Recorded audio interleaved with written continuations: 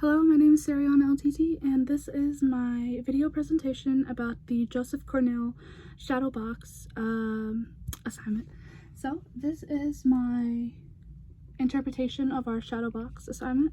It's a small, clear shadow box where I kind of incorporated some different things to talk about as far as characters, reactions, themes, and ideas from both books. So to get started, I wanted to talk about the size of my shadow case container, which is a little bit intentional for it to be small. I thought it could allude to the idea of how small the ILLC institution was for the characters of Good Kings, Bad Kings. This was an institution for the disadvantaged and disabled students that were kind of forced to live there.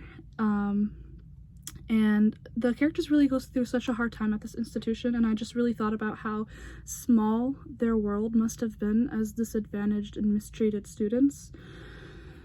And I thought the size of the box could kind of relate to how small their lives must have been, and I especially wanted it to relate to the isolation room, which was a small, confined, padded room that was in terrible condition for the patients, and they were put in timeout when they misbehaved, sometimes not even for actual misbehaving. And I honestly hated this part of the book. I really wished I didn't experience so much torture, but I thought this was a really good depiction of the reality for some institutions and hospitals for disadvantaged, mentally unstable and disabled people in our world. And not only is it a reality, but it's also depicted a lot in social media, pieces of media like shows, movies, and in this book. And it's very important reality to draw on, that there's this sort of carelessness that people feel towards disabled people, as if they are inferior or not worthy of being taken care of, like you would at a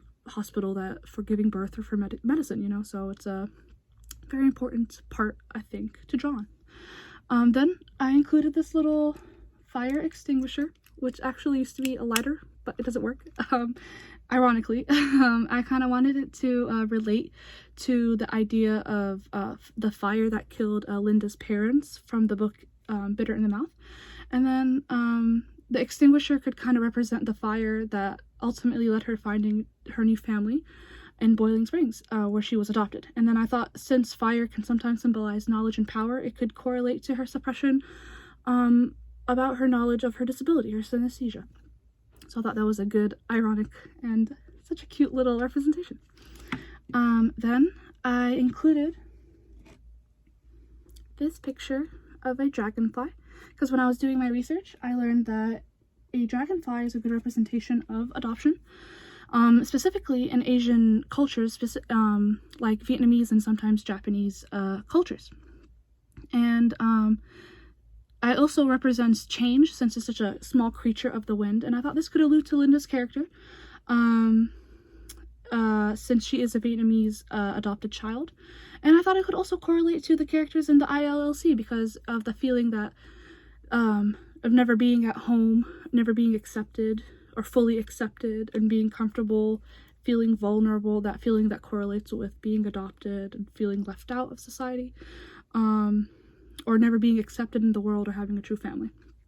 Then I added a teal ribbon or string, because I couldn't find ribbon, to represent sexual abuse, which is a prominent situation in both books. And I wanted this to relate to the mix of feminist studies and disability studies, since lots of women are often taken advantage of and sexually abused.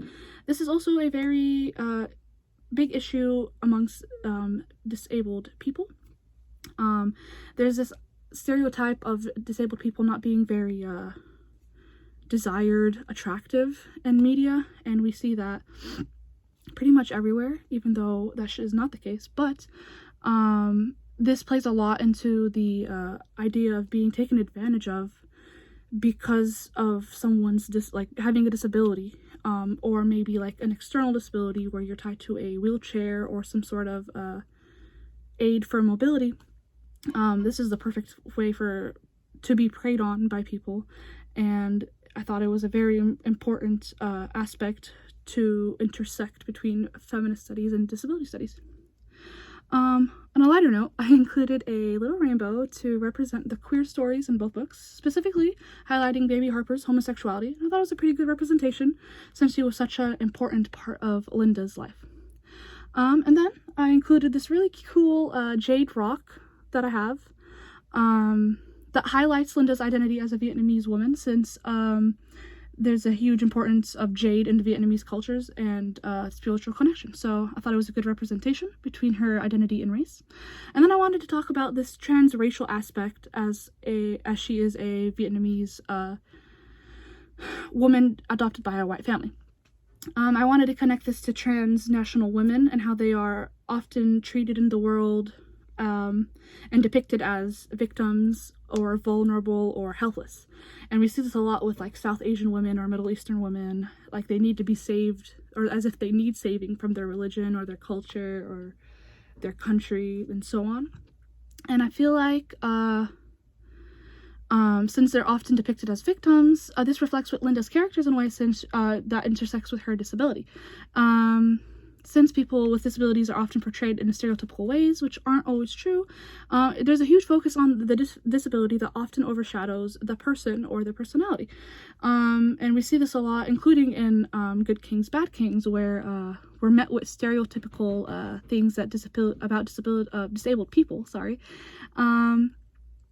And there's this idea that the people are often diminished by their disability. And there's no focus maybe sometimes on their personality. So Linda is never fully accepted with her disability, and her exclusion is further emphasized by the transracial adoptee of a Vietnamese girl in a white area in Boiling Springs. So there's this idea that she's connected to her identity like how disabled people are connected to their disabilities. She can't just be Linda, she is Linda, the transracial adoptee from Vietnam. She's not just Linda, she is Linda who is disabled, who feels left out because her family is not understanding of her. And we can see this when Deanne kind of rejects Linda, and when she tries to kind of disclose her disability. She even says, I can handle a lot of things, but I won't handle crazy. I won't have it in my family. And this is a struggle for Deanne to kind of accept and understand Linda, not just because of her disability, but because of her race, since she is Vietnamese. And this idea of not being able to be handled because of her disability and race is not something that she can't handle, it's just that she won't handle. And I think that really is a way that Linda's race and disability often intersect. Okay, and then I wanted to talk about this picture of a broken down wheelchair with a broken wheel. And I wanted this to kind of relate to the status of a person in the social world and how much power they do or don't have. This relates to the idea of independence, and if a person can move on their own, the better they can move, the more power and control they have. This ties into the idea that people with disabilities are stereotypically portrayed as helpless and as victims, and this correlates or intersects with the transnational feminism I discussed previously.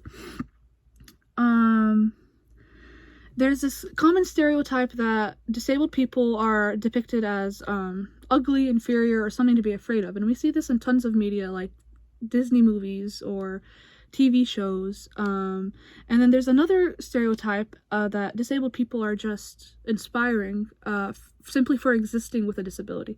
And the common criticism here is that people with disabilities shouldn't automatically be inspiring for existing. They want a chance to show that they are, to earn that title. In this case, we can connect this to Mia, a character from Good Kings, Bad Kings, whose lack of mobility on her own represents her social status and how little she can pursue her dreams and desires. It's talked about in chapter 2 that she sits by herself and she can't move unless some staff member or another person who can walk notices her and gives her a push. Other people have the mobilized wheelchair, but they won't give it to her, and looks like she's ready for it. So this kind of relates to this idea that she is helpless and needs someone to push her, and this is a common thing that people see about disabled people. And then the broken wheel from this image represents the idea of vulnerability, struggle, and helplessness, and the desire for more freedom, which are a lot of the key ideas and themes in this specific book. Finally, I wanted to talk about my favorite part, which was this little mint leaf. and this quote right here. So the mint leaf represents Linda's name, which is the taste she tastes when she hears her name being said. And I wanted it to correlate to the last quote, or the last line of the book, which we learned in the live session from Miss Chong, that the word that leaves a bitter taste in her mouth was stay. So the last line was, we all need a story of where we come from and how we got here. Otherwise, how could we ever put down our tender roots and stay? So I thought this would connect perfectly with a mint, since it's a plant and it needs roots to grow and stay. And I thought that was a perfect way to correlate with Linda's character, since the bitter taste that is left in her mouth is from the word stay. So, well, that was my presentation of my shadow box, and I really hope you enjoyed it. Thank you so much.